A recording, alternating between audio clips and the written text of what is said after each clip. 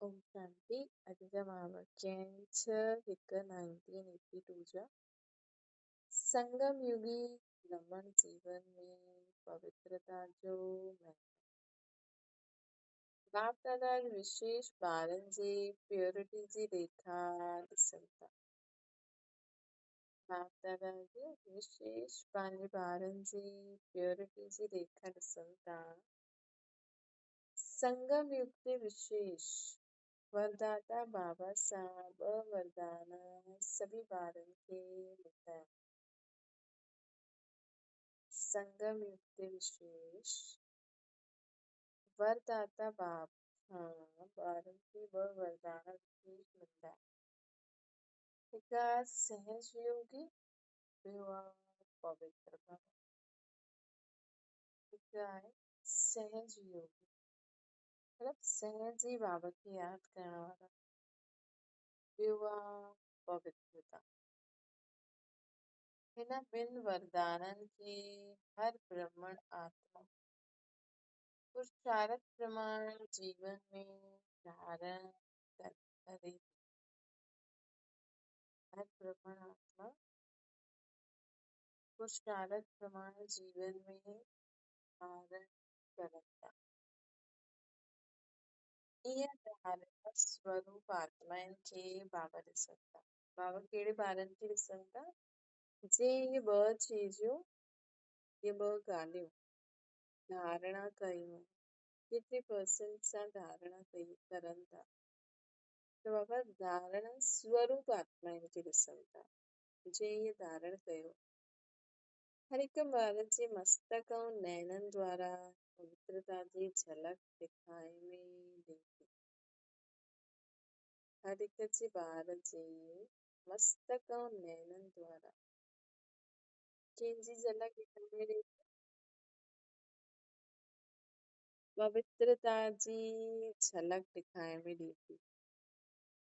त चेक करो तव्हांजे मस्तक ऐं तव्हांजे नैननि सां पवित्रता जी झलक ॾेखारे में ॾींदी आहे। पवित्रता संगम युगी भ्रमणनि जे महान जीवन जी महानता आहे।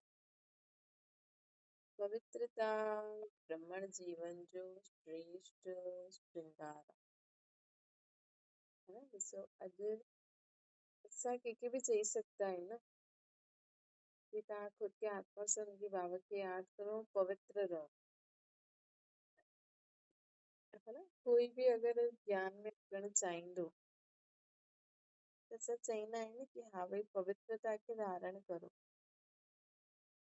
लेकिन सोचो कोई साधु संत सन्यासी आहे, उहो पंहिंजे दुश्मन खां हिते त ओपन, हिते त मुरली में जेको ॿार बाबा जो ठही करे बाबा जो ज्ञान योग करे, हुनजे लाइ त इहे ॻाल्हि नॉर्मल आहे। त पवित्रता त मुरली में त रोज़ कुझु न कुझु ईंदो ई आहे प्योरिटी जे लाइ, है ना। बाबा जे ॿारनि खे जीअं ॿाहिरां वारा माण्हू त एॾो हिन ॻाल्हि खे छुपाइनि, काम विकार काम विकार, लेकिन बाबा जी मुरली में त ओपन ईंदो आहे, है ना। असांखे त भई हिन विकार जे बारे में कि इहे केॾो ख़राबु आहे, हीअं चइण में बि हिचक न ईंदी, है न। त असां बाबा जा ॿार अगरि असांखे किथे मुरली ॿुधाइणी पए, किथे क्लास कराइणी पए, त असां बेझिझक चई सघंदा आहियूं न त पवित्रता ब्रह्मण जीवन जो श्रृंगार आहे। लेकिन कंहिं बि संस्था में ये खुले में न चवंदा कि काम विकार खे छॾो, विकार छॾो, है। असांजे ज्ञान में त बाबा जे ज्ञान में त पहिरियों ई इहो आहे कि योगी रहो, पवित्र रहो, विकार छॾो, खुलो। त जीअं स्थूल शरीर में विशेष श्वास हलणो आवश्यक आहे। श्वास न त चईंदो वियो, चेक कंदा आहिनि न भई इहा आत्मा हिन शरीर में आहे या न आहे। खून थोड़ी चेक कंदा आहिनि कि खून बहे थो नथो बहे, सांस चेक कंदा आहिनि कि श्वास हले थो नथो हले। श्वास हले थो त मतिलबु जीवित आहे, न त वियो। श्वास में त जीवन आहे। ये ब्रह्मण जीवन जो श्वास आहे प्योरिटी। जॾहिं असां आत्मा आहियूं पवित्र रहंदासीं न, पवित्र रहो था, भले काथे बि रहो, बस तव्हां पवित्र रहो। उते आत्मा सम्झी बाबा खे यादि करो त तव्हां ब्रह्मण जीवन में नंबर 1 हली वेंदा। छो जे असांखे धारणा बि कॾहिं थींदी आहे जॾहिं असां प्योरिटी खे अपनायूं। भई ॾिसो, अगरि तव्हां मुरली रोज़ ॿुधंदा रहो, लेकिन अगरि तव्हां प्योरिटी खे न अपनायो न त तव्हां में उहा धारणा न थी। प्योरिटी खे अपनाईंदा त धारणा थींदी। न त तव्हां केतिरी बि मुरलियूं ॿुधी वठो, केतिरी बि क्लास करे वठो, त बाबा सिखी चवनि था कि 21 जन्मनि जी प्रारब्ध जो आधार अर्थात फाउंडेशन आहे पवित्रता। आत्मा अर्थात ॿार ऐं बाप जे मिलन जो आधार बि पवित्र बुद्धि आहे। मतलब असां आत्मा भले संकल्प कंदा रहूं, मां निराकार, बाबा भी निराकार, लेकिन असांजो मिलन कॾहिं थींदो जॾहिं असांजी बुद्धि शुद्ध हूंदी, जॾहिं बुद्धि में काम, क्रोध, लोभ, मोह, अहंकार जी ॻाल्हियूं न हूंदियूं।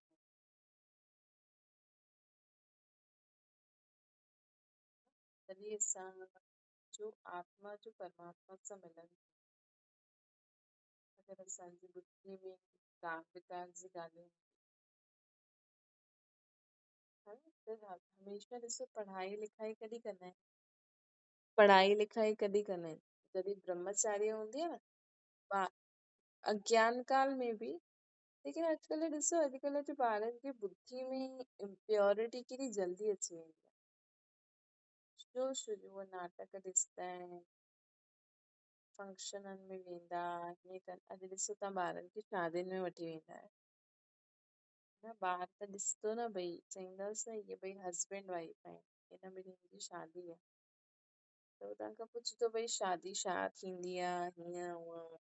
या चलो घर में बि आहे न, माउ पीउ साथ में वेहींदा, है न, ऐं साथ में फोटो खिचाईंदा, हीअं कंदा, त ॿारनि खे त दिमाग़ में लॻंदो आहे न भई हीअ शादी थींदी आहे, हीअं हीअं थींदो आहे। त कोई कोई ॿार न हिन में दिमाग़ लॻाईंदो। तव्हां सीरियल ॾिसंदा आहियो त तव्हांजा ॿार बि सीरियल ॾिसंदा आहिनि, है न, नाटक, सीरियल, मूवियूं, गाना। अॼु ॾिसो तव्हां पंहिंजे ॿारनि खे काथे काथे गाना ॿुधी वठंदा आहिनि, काथे काथे डांस सिखण लॻी वेंदा, है न। त बाबा असांखे चवनि था त उहा आहे न, उन्हनि जे दिमाग़ में, उन्हनि जी बुद्धि में यही सभु ॻाल्हियूं हलंदियूं आहिनि। कंहिंजी शुद्ध सुठी बुद्धि हूंदी आहे त उहो उन्हनि में दिमाग़ न लॻाईंदो, भले उहो शादियुनि में वञे, भले उहो फंक्शननि में वञे, भले काॾे बि वञे, उनजो दिमाग़ पढ़ाई में ई लॻंदो। उहो ॿाहिरि वेंदे बि उनजे दिमाग़ में पढ़ाई घुमंदी रहंदी। इहो ॾिसो केॾी सुठी ॻाल्हि आहे न, इहे हिन जो बि भाग्य हुजणो खपे न। कोई कोई ॿारनि जो बुद्धि पढ़ाई लिखाई में न लॻंदी आहे, फालतू ॻाल्हियुनि में जल्दी लॻी वेंदी, फालतू ॻाल्हियुनि जी बुद्धि। ॾिसो हर हिक जो पार्ट हूंदो आहे न, पंहिंजो पंहिंजो इहो बि थींदो आहे, पर ॾिसो जंहिंजी बुद्धि में पढ़ाई लिखाई जी ॻाल्हियूं सम्झ में ईंदियूं आहिनि, उन्हनि जो पोइ ओड़ो पार्ट आहे, है न। त बाबा असांखे चवनि था कि पवित्र बुद्धि सां ई आत्मा ऐं परमात्मा जो मिलन थी सघंदो आहे। मतलब हीअं तव्हां चेक, हिन सां तव्हां ख़ुदि खे जज करे सघंदा आहियो कि असांखे न विकार सुठा न लॻंदा, है न। तॾहिं त असां फटाफट ॿुधियो, सम्झियो, छॾे करे बाबा जा ठही वियासीं न। ऐं जेका हिन दुनिया में ॿुधनि बि था, कई आत्मायूं त चाहींदियूं आहिनि असां बाबा जो ठही करे हलूं, बाबा जी ॻाल्हियूं ॿुधूं, सम्झूं, लेकिन कई माण्हू करे न पाईंदा आहिनि, छोकी उन्हनि खे लॻंदो आहे कि न असांजा घर वारा अलाउ न कंदा, उन्हनि खे सुठो न लॻंदो, त हुननि जी बुद्धि में जीअं मोह आहे, उहो मोह जे कारण हुते फसियल आहे। उन्हनि खे काम विकार सुठो न लॻंदो आहे, लोभ अहंकार कुझु बि न आहे, लेकिन मोहवश हुन तां निकिरी नथी सघनि। कंहिंखे कंहिंखे अहंकार हूंदो आहे, कंहिंखे कंहिंखे छा हूंदो आहे। ॾिसो हर हिक जी बुद्धि ऐं कंहिंखे कंहिंखे लॻंदो आहे की न न भॻवानु आयो हिन धरती ते, उन खां दुनिया में माण्हू कंहिंखां ड्रजे, भॻवान खां ई ड्रजंदो आहे न। त असांखे त ख़ुदि भॻवानु ई चए थो त असांखे कंहिंसां डर। त हुननि जी बुद्धि में सिर्फ़ु इहो ई हूंदो आहे की हा मां आत्मा हूं, मुंहिंजो बाबा उहो जो चए थो कंदा हलो। है न, त बाबा असांखे चवनि था कि पवित्र बुद्धि सां ही आत्मा परमात्मा जो मिलन थींदो। त सोचो ब्रह्मा बाबा जी बुद्धि केॾी सुठी हूंदी, हालांकि शिव बाबा चईं न सभिनि खां पावन बि इहो, सभिनि खां पतित बि इहो। त बि शिव बाबा ब्रह्मा बाबा जे तन में आहे, ऐं ब्रह्मा बाबा खे जीअं जीअं बाबा डायरेक्शन ॾिनई, जीअं जीअं चईं उहो बाबा कंदा विया। बाबा सभु कुझु एक्सेप्ट कंदा हुया न। हुननि जी बुद्धि जल्दी जल्दी हर ॻाल्हियुनि खे सम्झी करे अॻियां हले, है न। त सोचो गुलजार ॾाॾी जी बुद्धि केॾी सुठी हूंदी, मतिलबु केॾी शुद्ध हूंदी, है न। तॾहिं त हुननि जो योग शिव बाबा सां लॻल रहंदो हुयो, तॾहिं त बाबा बि अची करे हुननि द्वारा कार्य कराईंदा हुया। हिते जंहिंजो योग सुठो आहे उहो हाणे बि बाप दादा सां मिलंदा हुआ। अहिड़ो शिव बाबा साकार में आया, साकार में असांखे ज्ञान ॾिनो, आत्माउनि सम्झो, बाबा खे हुन रीति ॼाणियो, हुन रीति कमु कयो। पोइ धीरे धीरे बाबा अव्यक्त में आया, है न। पोइ अव्यक्त में बि कई आत्माएं आहिनि, उनखे सम्झो बाबा छा था चवनि, बाबा केरु आहिनि, हुन रीति हलिया। हाणे बि आत्मायूं बाप दादा मिलन कंदियूं हूंदियूं रोज, जॾहिं चाहे, जेतिरो समय चाहे, लेकिन केरु कंदियूं हूंदियूं, जंहिंजी बुद्धि शुद्ध हूंदी, जंहिंजे मन में बाप जी यादि हूंदी, न। जेकी आत्मा जेतिरी प्योरिटी हूंदी न, हुन अनुसार ई बाप दादा जो मिलन थींदो हूंदो, हुन अनुसार ई बाप दादा जी ॻाल्हियुनि खे सम्झी करे कैच करे हलंदा हूंदा। त बाबा चवनि था कि आत्मा अर्थात ॿार ऐं बाप जो मिलण जो आधार बि छा आहे, पवित्र बुद्धि। सर्व संगम युगी प्राप्तियुनि जो आधार बि प्योरिटी आहे। जेतिरी प्योरिटी हूंदी ओतिरी प्राप्ति, जेतिरी प्योरिटी हूंदी ओतिरी असांखे प्राप्ति थींदी, ओतिरी असां ॿियनि खे बि कराए सघंदासीं। त बाबा असांखे चवनि था पवित्रता पूज्य पद पाइण जो आधार आहे, प्योरिटी सां ई असांखे ऊच पद मिलंदो।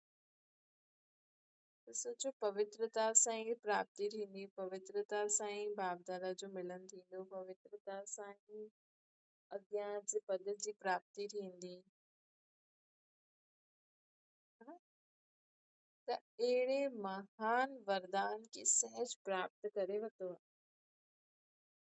है न। करे वरितो आहे तॾहिं त अञा ताईं हलूं था न बाप सां गॾु। मजबूरी में त नथा हलो न, दिलि सां ई हलो था न बाप दादा सां गॾु। कि मजबूरी में हलंदा आहियूं, छा करूं हाणे बाबा खे पंहिंजो। कई कई माण्हू ईअं सोचंदा आहिनि कि अरे हाणे त बाबा सां ठही वियासीं, हाणे त बाबा खे छॾे बि न सघंदा आहियूं। त कई कई आत्मायूं मजबूरी में हलंदियूं, ऐं कई कई आत्मायूं ख़ुशी ख़ुशी सां हलनि,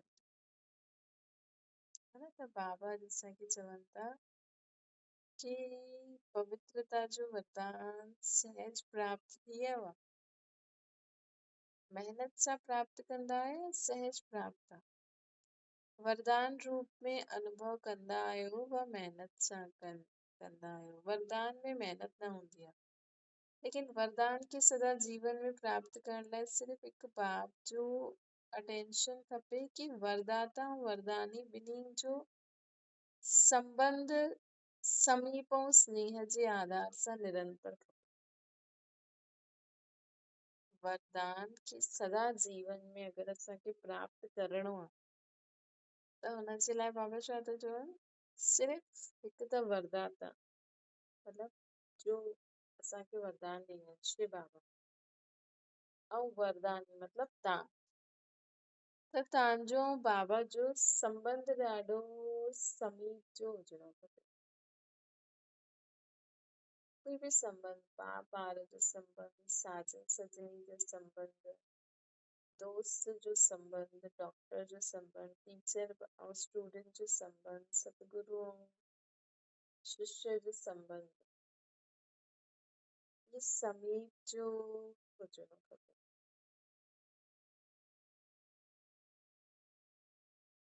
बाबा चवनि था, है न, त वरदाता ऐं वरदानी आत्मा ॿई सदा कंबाइंड रूप में ई हुजनि, समीप और स्नेह जो निरंतर खपे। वरदाता ऐं वरदानी आत्मा ॿई सदा कंबाइंड रूप में रहनि त पवित्रता जी छत्र छाया स्वतः रहे। ऐं असां बाबा सां कंबाइंड रूप में रहंदासीं त असांजे मथां पवित्रता जी छत्र छाया बि सहज और स्वतः रही। जाते सर्वशक्तिमान बाबा आहिनि उते अपवित्रता स्वप्न में भी न अची सकती। जाते सर्वशक्तिमान बाप आहे असां सां गॾु, सोचो प्योरिटी जो सागर, सर्वशक्तियुनि जो सागर, सर्व गुणनि सर्व ज्ञान जो सागर असां सां गॾु आहे, त असांखे जीवन में कॾहिं कोई भी प्रकार जी इम्प्योरिटी अज्ञानता अची सकदी आहे? न अची सकती है ना। जाते सर्वशक्तिमान बाप और ते अपवित्रता स्वप्न में भी न अची सकती है। सदा बाप ऐं तव्हां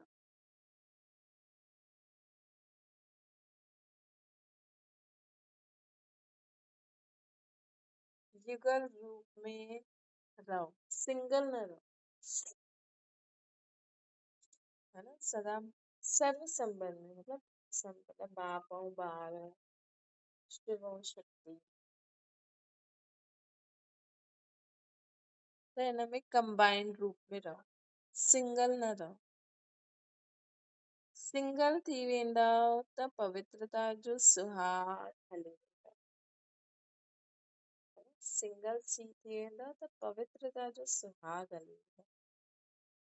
त हिन करे हिन समय जॾहिं अज्ञान काल में माण्हू छा कंहिंजो पति शरीर छॾंदो आहे न त सिंदूर लॻाइण छॾे छॾिबो, त असली छा आहे, ॾिसो सिंदूर बि आहे न वैसे पूरो हिते भ्रुकुटी जे विच में जेको तिलक आहे न, हितां खां वठी करे मस्तक जे विच ते लॻाईंदा आहिनि। जेको मेन जो आहे न उहो इहो आहे, मतिलबु कि असांजी आत्मा हिते आहे न, हिते भ्रुकुटी जे विच में लकीर खींचो ऐं मस्तक जे विच में लकीर खींचो त क्रॉसिंग पॉइंट मगज जे विच में जाते ईंदो न उते असांजी आत्मा रहंदी।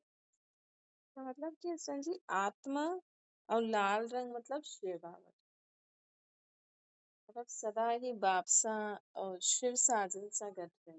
असली में इहो आहे, हुनजे बदले दुनिया माण्हू छा छा कंदा रहंदा, त असांजो बुद्धि योग शिव बाबा सां सदा लॻल रहे, शिव साजन सां।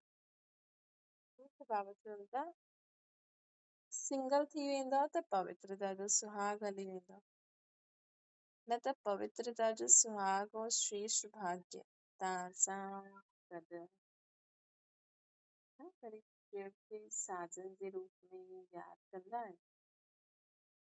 कोई भी संबंध सां बाबा खे पाण सां गॾु रखिणो, साथी ठाहे करे, कोई भी संबंध जो तव्हांखे जे संबंध जी सभिनि खां ज़रूरी कि जे संबंध जी तव्हांखे कमी लॻंदी आहे न, उन संबंध सां बाबा खे हुन संबंध सां यादि कंदा,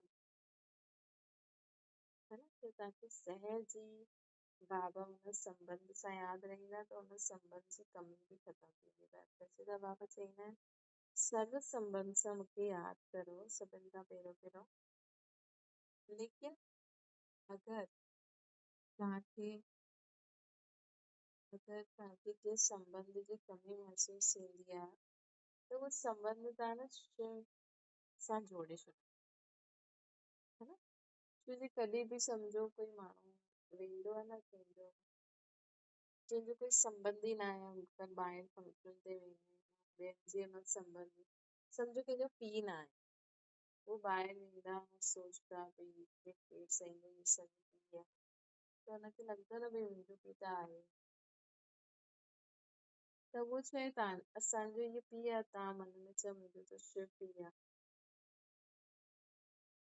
त तव्हांखे नशो चढ़ंदो कि अरे भाई हिनजो त इंसान पीउ आहे, मुंहिंजो त भॻवानु पीउ आहे। तव्हांखे देहदारी पीउ बि भुलिजी वेंदो जल्दी, हीअ त हुयो ई न, है न। त बाबा असांखे चवनि था बाप की सदा साथ रखो अर्थात पंहिंजो सुहाग भाग्य सदा साथ रखो। त सभी बाप की सदा साथ रखण जे अभ्यासी आहे न, सर्व संबंध सां साथ रखण जा अभ्यासी था। बाबा खे सर्व संबंधनि सां पाण सां गॾु रखण जा अभ्यासी था। विशेष डबल विदेशी ॿारनि खे अकेलो जीवन पसंदि न है। डबल विदेशी हमेशा सोचते आहिनि कंपनी ऐं कंपेनियन, उन्हनि खे कंहिंजी कंपनी में रहणु पसंदि आहे ऐं कंपेनियन खपे। अज्ञान काल में बि डबल विदेशी जॾहिं कंहिंजो शादी भले ई न कंदा आहिनि, लेकिन बुढ़ापे में न उन्हनि खे कोई सहारो खपे जंहिंजे नाम ते वो प्रॉपर्टी करे वञे, कंपनी खपे। त अज्ञान काल में भी है ना, विदेशी है ना, पूरे जीवन में शादी न कंदा लेकिन बुढ़ापे में कंदा, कंपेनियन जे लाइ, कंपनी जे लाइ। त विदेशियुनि खे आहे न अकेलो रहणु पसंदि न आहे, त हिन करे आहे न बाबा चईंदा आहिनि सदा कंपेनियन खपे हुननि खे, त बाप खे कंपेनियन ठाहियो अर्थात पवित्रता खे सदा जे लाइ अपनायो, है न। बाबा भी तव्हां सां गॾु सदा है, ॾिसो बाबा त एॾी प्योर आत्मा आहे, त सोचो बाबा जो मन बुद्धि संस्कार, बाबा त विकारनि सां एकदम परे ऐं एॾो समय एॾी सुठी जॻह ते रहण वारा हिन दुनिया में ईंदा आहिनि, त असांखे बि ओड़ो पंहिंजी ओड़ी सोच पोल कर्म करणो पवंदो न, तॾहिं त बाबा खे बि असां सां गॾु रहण में मज़ो ईंदो न। तव्हांखे बि तव्हां जहिड़ा माण्हू मिलंदा आहिनि, मतिलबु तव्हां जहिड़ी सोच, तव्हां जहिड़ा बोल, तव्हां जीअं कमु करण वारो, तव्हां जीअं सम्झ रखंदा आहियो, तव्हांजी स्वभाव संस्कार जहिड़ा मैचिंग वारा माण्हू हुजनि, तव्हांखे हुननि सां रहण में मज़ो ईंदो आहे न, है न। त हिते बि ईअं आहे कि शिव बाबा हिकु त हमेशा मथे शांति में रहण वारा, हमेशा प्योर आत्मा, हुननि जी सोच एॾी ऊची, हुननि जा बोल एॾा ऊचा, हुननि जा कर्म एॾा ऊचा, त अगरि असां साधारण चाल चलन हलंदासीं त बाबा खे बि मज़ो न ईंदो असां सां गॾु, है न। ऐं बाबा कंहिंखे यादि कंदा आहिनि जेका सोचदा आहिनि कि बाबा हीअं सेवा करूं, हीअं ॿारनि खे ॿुधायूं, हीअं माण्हुनि खे ॿुधायूं, उहो माण्हू बाबा खे ॿियो ज्यादा अच्छा लॻंदा आहिनि। त बाबा चवनि था बाबा जी कंपनी, बाबा खे कंपेनियन ठाहे मतिलबु पवित्रता खे अपनायो। बाबा चवनि था अहिड़ा युगल मूर्त जे लाइ पवित्रता अति सहज आहे, जो बाबा जे कंबाइन स्वरूप रहंदा आहिनि न, उन्हनि जे लाइ पवित्रता अति सहज आहे। पवित्रता ही नेचुरल जीवन ठही वेंदी आहे।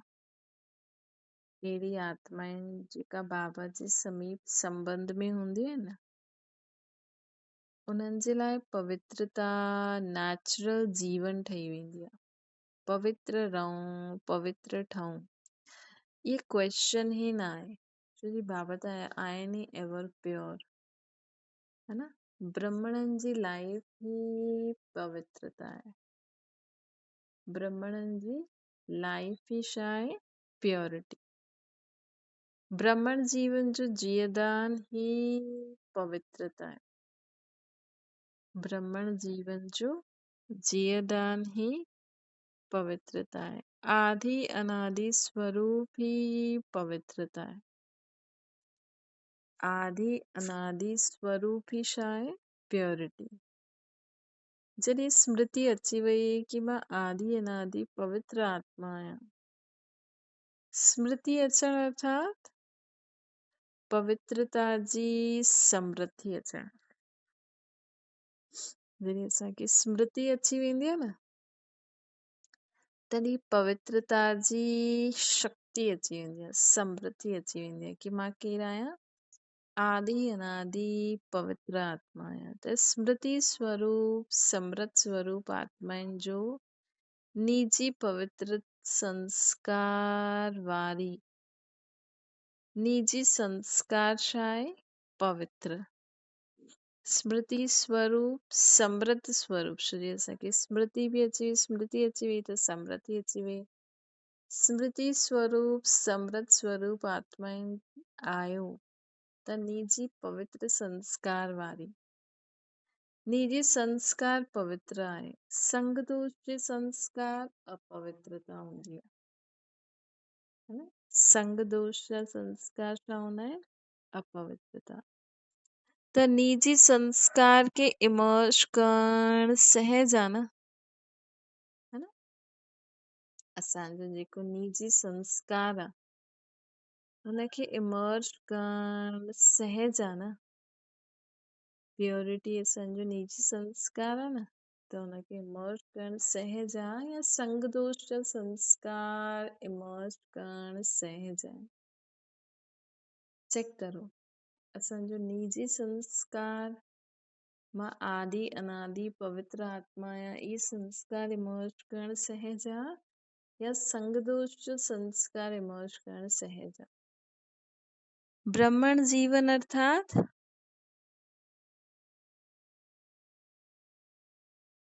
ब्रह्मण जीवन अर्थात सहज योगी सदा जे लाइ पावन। ब्रह्मण जीवन कहिड़ो आहे? सहज योगी, सहज जे बाबा खे यादि करण वारा, सदा जे लाइ पावन। पवित्रता ब्रह्मण जीवन जी विशेष जन्म जी विशेषता। पवित्रता ब्रह्मण जीवन जी विशेष जन्म जी विशेषता आहे। पवित्र संकल्प।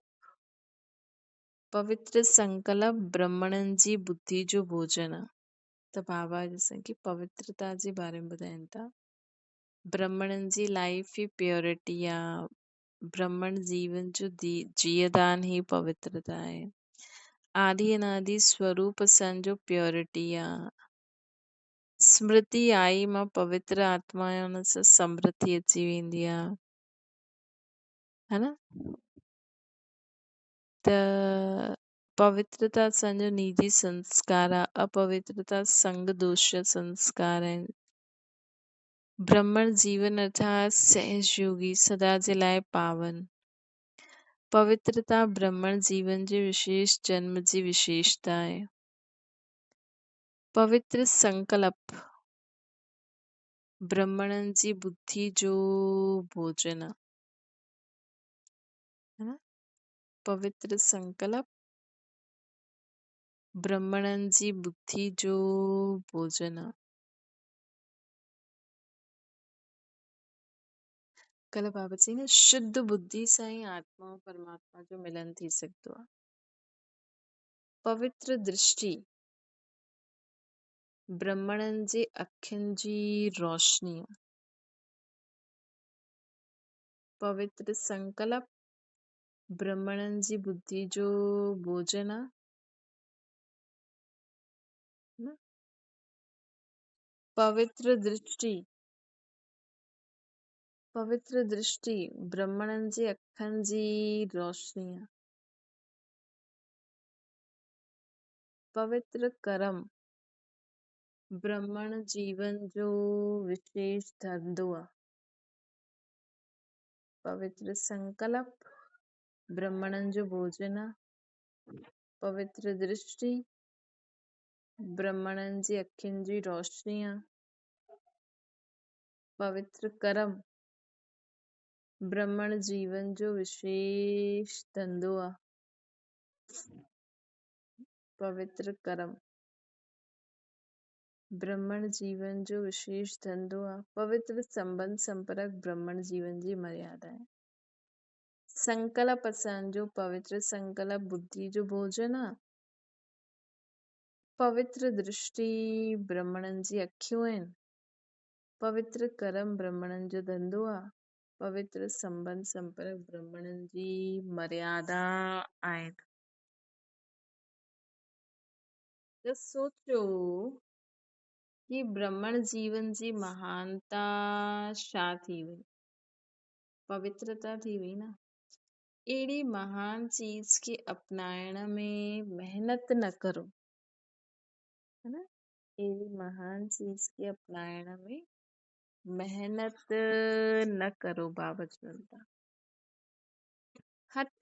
हठ सां न अपनायो, है न? हठ सां न अपनायो पवित्रता खे। त महिनत ऐं हठ निरंतर न थी सघंदी आहे। लेकिन ये पवित्रता त तव्हांजे जीवन जो वरदान आहे न, है न? असां त आदि अनादि पवित्र आत्मा ई आहे न। हिन में महिनत ऐं हठ छा जो? हिन में महिनत ऐं हठ छा जो? पंहिंजी निजी वस्तु ही प्योरिटी आहे। पंहिंजी चीज खे अपनाइण में महिनत छो कबी? है न? पराई चीज खे अपनाइण में महिनत थींदी आहे। पराई चीज अपवित्रता आहे, न कि पवित्रता। पराई चीज आहे न, रावण जी चीज आहे न। ॾिसो, क्रोध माण्हू विकार जल्दी अपनाए वठंदा आहिनि, ग़लति ॻाल्हियूं जल्दी अपनाए वठंदा आहिनि, ऐं इहे चओ सहन करो, चुप रहो, शांत रहो, पवित्र रहो, उहो अपनाइण में महिनत लॻंदी आहे। त पंहिंजी चीज अपनाइण में महिनत थोरी लॻणी खपे।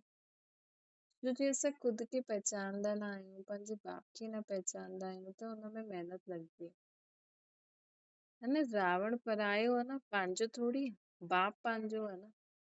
रावण परायो आहे न, त बाप जो वरदान प्योरिटी आहे न। रावण जो श्राप अपवित्रता आहे। त रावण पराई जी चीज खे छो अपनाईंदा आहियो? न छो अपनाईंदा आहियो? पराई चीज सुठी लॻंदी आहे। पंहिंजी चीज ते नशो हूंदो आहे न, त सदा स्वस्वरूप पवित्र आहे। स्वधर्म पवित्रता आहे। अर्थात आत्मा जी पहिरीं धारणा छा आहे? प्योरिटी आहे। असांजो स्वस्वरूप प्योरिटी आहे। असांजो स्वधर्म प्योरिटी आहे। मां स्वस्वरूप मुंहिंजो, मां आत्मा शुद्ध। परमधाम में असां आत्मा शांत और शुद्धि त रहंदा आहियूं। ॿियो कोई गुण थोड़ी हूंदो आहे। आत्मा जी पहिरीं धारणा ई प्योरिटी आहे। स्वदेश पवित्र देश, असांजो परमधाम पवित्र देश। स्वराज्य पवित्र राज्य, न असांजो पवित्र राज्य। आत्मा पंहिंजे मन बुद्धि संस्कार स्थूल कर्मेंद्रियनि ते राज्य करण वारी।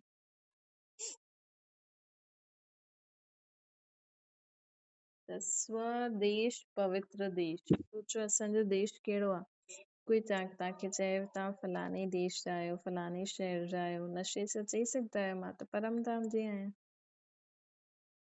स्वराज्य पवित्र राज्य चई सघंदा आहियो, असां त स्वर्ग जा आहियूं।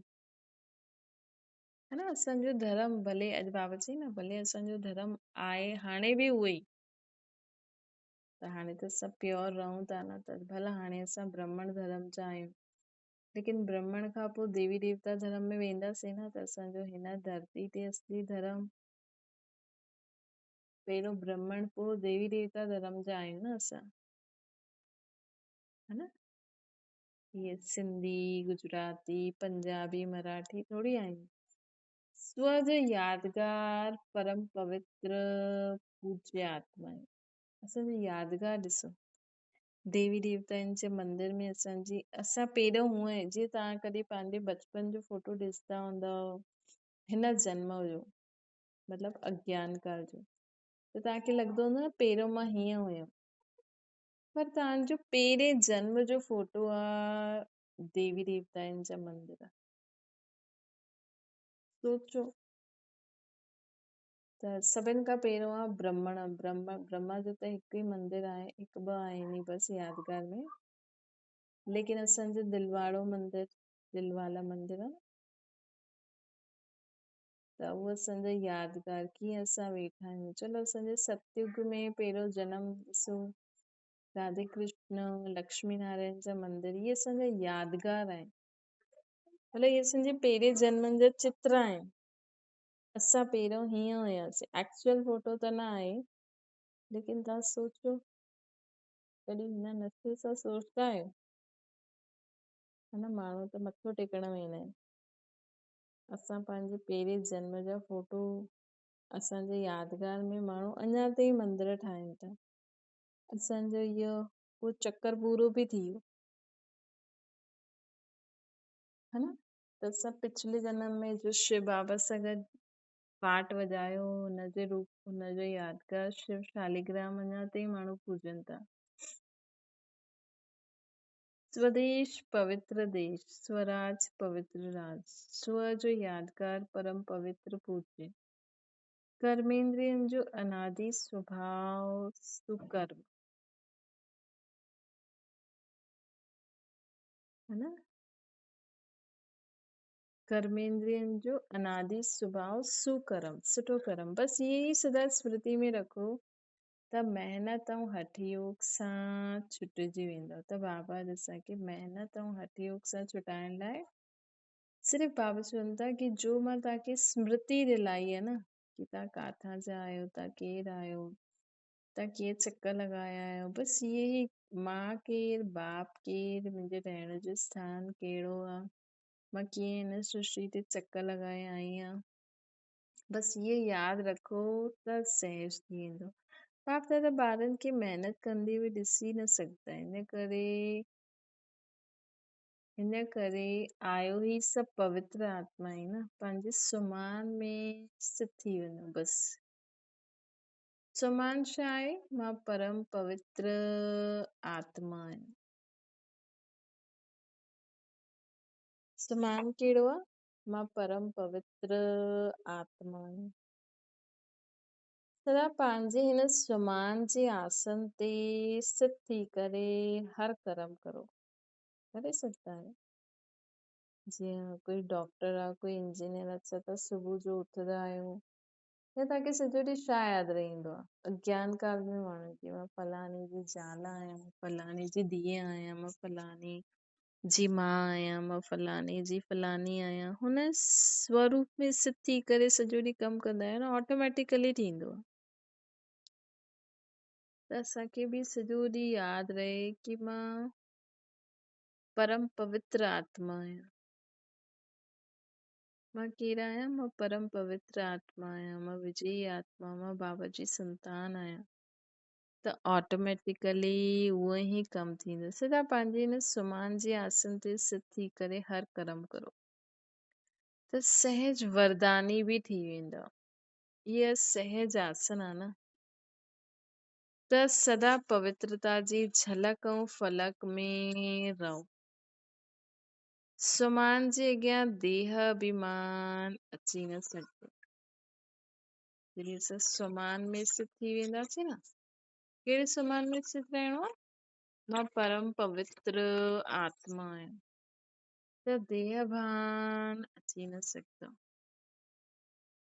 डबल विदेशी त हिन में पास आहियो न, पास आहियो डबल विदेश। बाबा मूंखे डबल विदेशियुनि खां पुछनि था निमित, लेकिन बाबा सभिनि खां पुछनि था।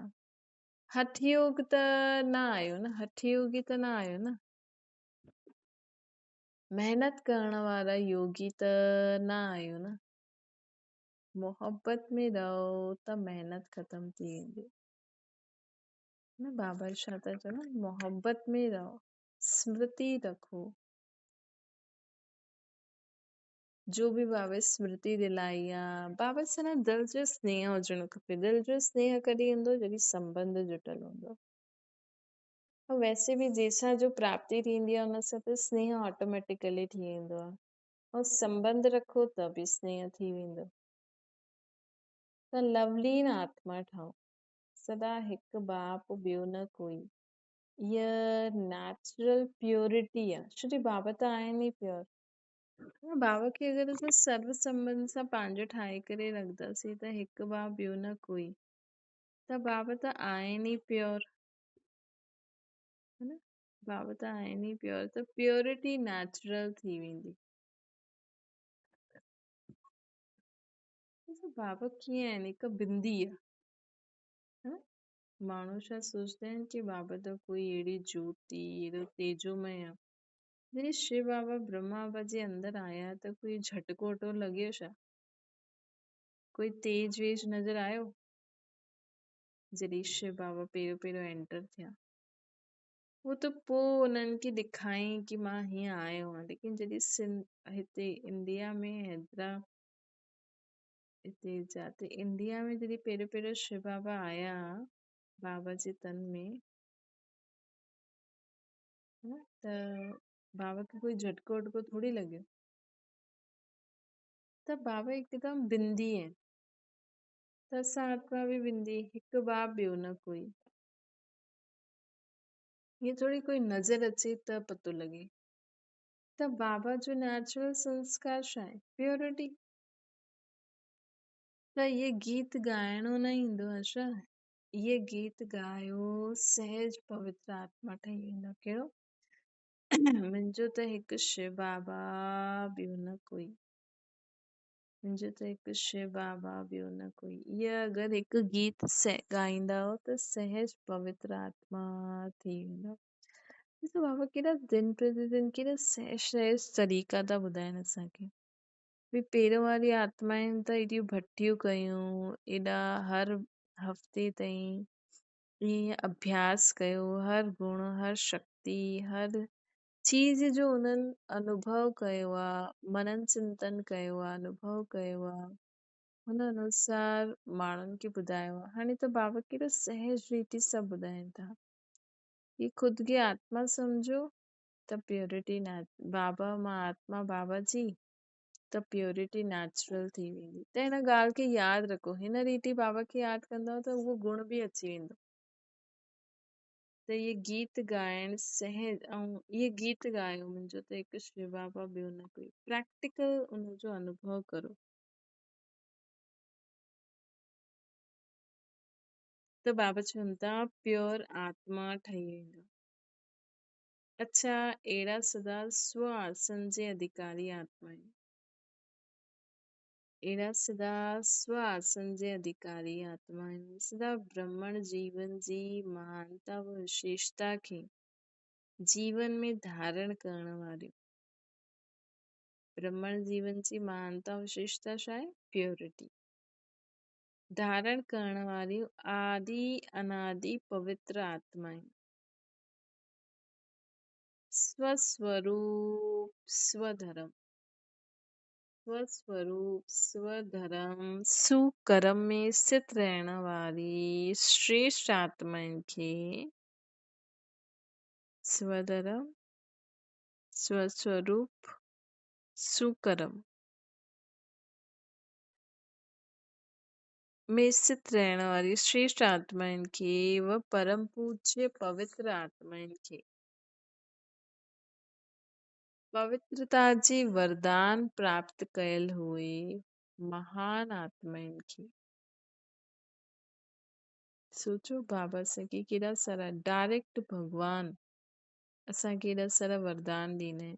ऐं वरदान फलीभूत कॾहिं थींदो आहे? जॾहिं ख़ुदि खे आत्मा सम्झी करे बाबा खे यादि करे न वरदान की स्मृति जो पाणी ॾियो कि मां सदा स्व आसन ते विराजमान आत्मा, परम पवित्र आत्मा, ब्रह्मण जीवन जी महानता पवित्रता खे धारण करण वारी आत्मा, आदि अनादि पवित्र आत्मा आहियां मां। पंहिंजे सदा स्वस्वरूप आत्मिक स्वरूप पंहिंजे स्वधर्म पवित्रता में ऐं सुकर्म मतलब पवित्र कर्म सुठो कर्म करण वारी मां आत्मा आहियां। है ना, ये बाबा असांखे वरदान था ॾियनि। श्रेष्ठ आत्माउनि खे परम पवित्र पूज्य आत्माउनि खे पवित्रता जे वरदान प्राप्त कयल हुई महान आत्माउनि खे बाप दादा जो याद प्यार और नमस्ते। बाबा हाणे फ्रांस, ब्राज़ील तथा अन्य कुछ स्थाननि सां आए हुए विदेशी ॿारनि सां मुलाक़ात था करनि। सभी पंहिंजे खे सदा मास्टर सर्वशक्तिवान समझदा आहियो। समझदे हुए हर कार्य कंदा आहियो। मास्टर सर्वशक्तिवान सदा सेवा जे क्षेत्र में पंहिंजे खे मास्टर सर्वशक्तिवान समझी करे सेवा कंदा आहियो। है ना, सेवा जे क्षेत्र में ॾिसो तव्हांजो ॿाहिरि निकिरण बि सेवा आहे। घर में वेठा आहियो सुम्ही पिया त बि सेवा आहे। त हमेशह सम्झो मां मास्टर सर्वशक्तिवान आहियां त ऑटोमेटिकली तव्हां द्वारा सेवा थींदी रहंदी, हुनमें सफलता मिलंदी रहंदी। छो कि वर्तमान समय जी सेवा में सफलता जो विशेष साधन आहे वृत्ति सां वायुमंडल ठाहिण। है ना, पंहिंजी वृत्ति सां असांखे वायुमंडल ठाहिण। ये वर्तमान समय जी विशेष सेवा आहे। जेतिरो जेतिरो तव्हां बाबा खे यादि कंदा वेंदव न ऐं बाबा जे ज्ञान जी पॉइंट्स जो मनन चिंतन कंदा रहो। फालतू ॻाल्हियुनि जे बारे में वीचार न करो। बाबा जी ॻाल्हियुनि जी बाबा जी मुरली ईअं हुजे असांजे कन में, जीअं कोई माण्हू अगरि कंहिंसां ॻाल्हाईंदो न त हुननि जी ॻाल्हियूं हुननि खे घड़ी घड़ी यादि ईंदी रहंदी आहे ऐं खिलंदा रहंदा आहिनि। ईअं असांखे बाबा जी मुरली एॾो ध्यान सां ॿुधो, एॾो पढ़ो, हिकु बार, ॿ बार, 3 बार, 4 बार, 5 बार, त बाबा जी ॻाल्हियूं यादि ईंदी वञनि, हुनजो अर्थ यथार्थ सम्झ में ईंदो त ऑटोमेटिकली तव्हां मुस्कुराईंदा रहंदा। है ना, अगरि तव्हांखे जीवन में हमेशह ख़ुशि रहणो आहे न त बाबा जी ॻाल्हियुनि खे मनन चिंतन कंदा रहंदा करो। त हीअं लॻंदो जीअं तव्हांखे न सागर जे, बाबा जी न सागर जे तले में वञी करे रतन ढूंढियो त उहो कीअं थींदो। हाणे तव्हां सोचो मां एकांत में वेही करे मनन चिंतन करां जीअं पहिरों कंदा आया त उहो समय त न आहे। हाणे त तव्हांखे कर्म कंदे हुए ॻाल्हियुनि जे बारे में बाबा हीअं चवंदा आहिनि, बाबा हीअं चवंदा आहिनि, हुनजे बारे में सोचता रहंदा न, हिकदमि तव्हांखे हुनजो अर्थ यथार्थ सम्झ में ईंदो त तव्हांखे ॾाढी ख़ुशी बि थींदी। है न, त अॼुकल्ह हाणे असां पोइ हुन सां वायुमंडल ठहींदो आहे। त सदा ख़ुदि खे मास्टर सर्वशक्तिवान सम्झो ऐं बाबा जी यादि में रही करे हर कर्म करो। बाबा जी ॻाल्हियुनि खे विचार सागर मंथन कंदा हलो, कर्म कंदे हुए त तव्हांजी वृत्ति चेंज थींदी त हुन सां वायुमंडल सुठो थींदो वेंदो। बाबा चवनि था अॼुकल्ह जी आत्माउनि खे पंहिंजी महिनत जे अॻियां, पंहिंजी महिनत सां अॻियां वधणु मुश्किल आहे। है न, हाणे अगरि असां कंहिंखे चऊं कि पुरुषारत करे अॻियां वधो त उहो मुश्किल आहे। हिन करे पंहिंजे वाइब्रेशन द्वारा वायुमंडल अहिड़ो पावरफुल ठाहियो जो आत्मायूं स्वतः आकर्षित थी वञनि। भई ॾिसो अॼुकल्ह पहिरियों माण्हुनि खे अगरि कोई चीज़ ठाहिणी हूंदी हुई, कोई महिनत वारी चीज़ जेका हिकु ॾींहुं पहिरियों भिगोए रखूं, पोइ ॿिए ॾींहुं पिसूं, पोइ ठाहियूं। लेकिन हाणे त सभु कुझु इंस्टेंट आहे। पहिरियों माण्हू मसाला कूटंदा हुया, पोइ उनखे स्टोर करे रखंदा हुया। हाणे उहो ज़मानो आहे, हाणे त चईंदा केरु इहे सभु करे, हाणे त सभिनि खे इंस्टेंट खपे। त बाबा जैसे कि चवनि था कि हाणे पंहिंजे वाइब्रेशन द्वारा वायुमंडल अहिड़ो पावरफुल ठाहियो जो आत्मायूं स्वतः आकर्षित थींदी अची वञनि। त सेवा जी वृद्धि जो फाउंडेशन इहो आहे। बाक़ी साथ साथ जो सेवा जे साधन आहिनि वो चारों ओर करणा खपनि। साथ साथ हिकु त पंहिंजी वृत्ति सां वायुमंडल ठाहियो। ॿियो बाबा चवनि था सेवा जे साधन आहिनि उहे चारों ओर करणा खपनि। सिर्फ़ु हिकु ई एरिया में ज़्यादा महिनत ऐं समय न लॻायो। मतलब कोई भी सेवा करो था तो चारों तरफ करो, हिकु ही जगह न लॻायो। चारों तरफ़ सेवा जे साधननि सां सेवा खे फैलायो त सभु तरफ़ निकिले हुए चैतन्य फूलनि जो गुलदस्तो तैयार थी वेंदो है न। बाबा चवनि था चारों तरफ़ सेवा खे फैलायो त सभु तरफ़ सां चैतन्य फूलनि जो गुलदस्तो तैयार थी वेंदो। ॿी पार्टी सां बाप दादा ॻाल्हाइनि था। बाप दादा ख़ुशि नसीब ॿारनि खे ॾिसी अति हर्षित थींदा आहिनि। हर हिकु रूहे गुलाब आहे। हर हिकु छा आहे? रूहे गुलाब। रूहे गुलाब ग्रुप अर्थात रूहानी बाप जी यादि में लवलीन रहण वारा। रूहे गुलाब ग्रुप कहिड़ो हूंदो आहे? जेका रूहानी बाप जी यादि में लवलीन रहंदा हुजनि। सभिनि जे चहिरे ते ख़ुशी जी झलक चमके थी न। त तव्हांखे अगरि रूहे गुलाब ठहिणो आहे त रूहानी बाप जी यादि में लवलीन थी करे रहो।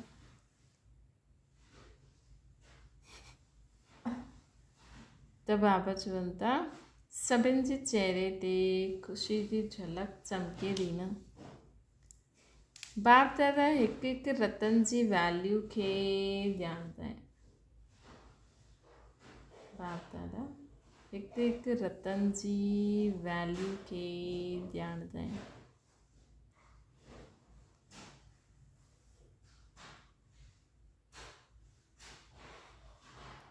हिकु हिकु रतन विश्व में अमूल्य रतन आहे। इन करे बाप दादा हुन विशेषता खे ॾिसंदे हुए हर रतन जी वैल्यू खे ॾिसंदा आहिनि।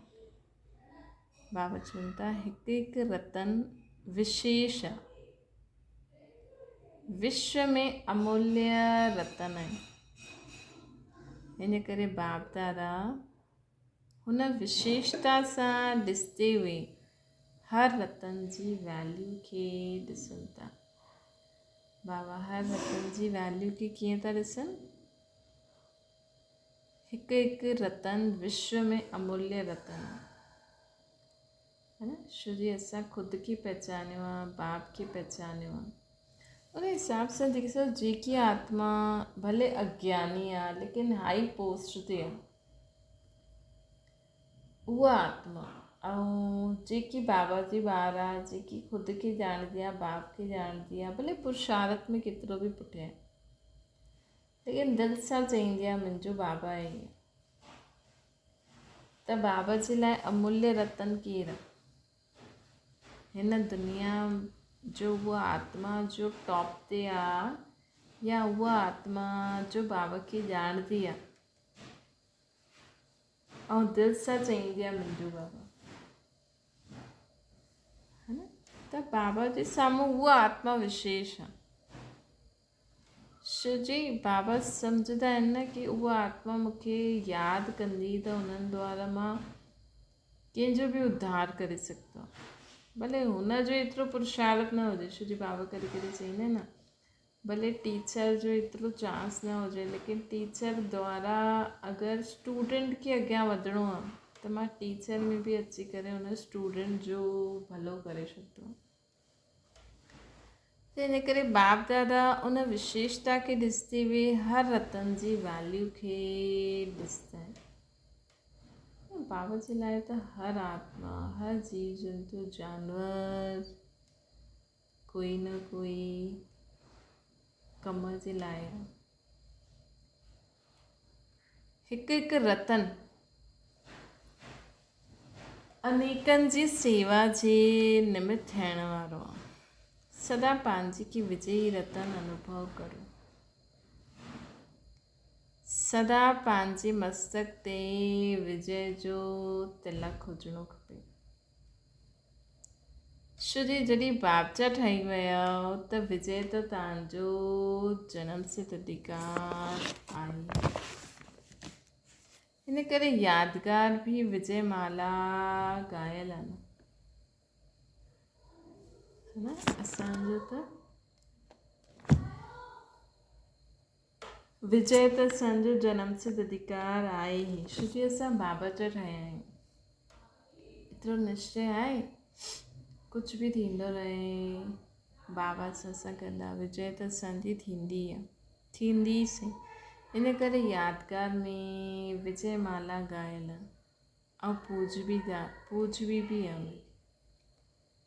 सभई विजय माला जा मणका आहियो न।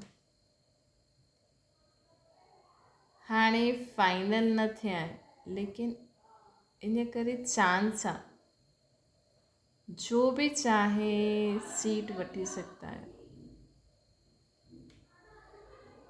जो बि चाहे सीट वठी सघंदा आहियो। ॿी पार्टी सां बाबा ॻाल्हाइनि था, सदा पंहिंजे खे हर गुण हर शक्ति जे अनुभवी मूर्त अनुभव कंदा आहियो। सदा पंहिंजे खे हर गुण हर शक्ति जे अनुभवी सम्झंदा आहियो, अनुभवी मूर्त। छो जी संगम युग ते ही सर्व अनुभवी मूर्त ठही सघंदा आहियो। संगम युग ते ही असां सर्व अनुभवी मूर्त ठही सघंदा आहियूं। जो संगम युग जी विशेषता आहे उनखे ज़रूरु अनुभव करणो खपे न। त सभई पंहिंजे खे ईअं अनुभवी मूर्त सम्झंदा आहियो।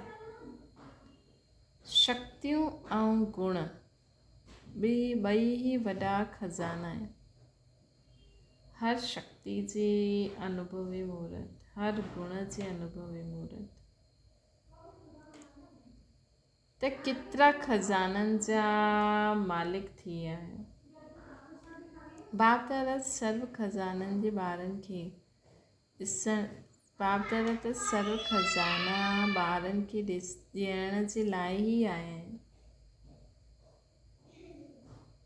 जेतिरो चाहे ओतिरो वठी सघंदा आहियो। सागर आहे न बाबा, सागर अर्थात अथाह, अखुट, न खुटण वारो, खुटण वारो न। त मास्टर सागर थी विया आहियो न, थी विया आहियो मास्टर सागर। सभिनि खां ज़्यादा भाग्य विदेशनि जो आहे, जो घर वेठे बाप जो परिचय मिली वियो उन्हनि खे। एतिरो भाग्यवान पंहिंजे खे सम्झंदा आहियो? विदेशी ॿारनि सां बाबा पुछनि था। ॾाढी लग्न वारी आत्मायूं आहियो, स्नेही आत्मायूं आहियो। विदेशी ॾाढी लग्न वारी आहियो, स्नेही आहियो। स्नेह जो प्रत्यक्ष स्वरूप बाप ऐं ॿारनि जो मेलो थींदो आहे। हर हिकु पंहिंजे खे सूर्यवंशी आत्मा सम्झंदा आहियो। पहिरियों राज्य में ईंदा व ॿिए नंबर जे राज्य में ईंदा। फर्स्ट राज्य में अचण जो हिकु ई पुरुषार्थ आहे, उहो कहिड़ो आहे? सदा हिकु बाप जी यादि में रही करे हिकु रस अवस्था ठाहियो त 111 में अची वेंदो। त 111 में अची वेंदा। अच्छा, ओम शांति।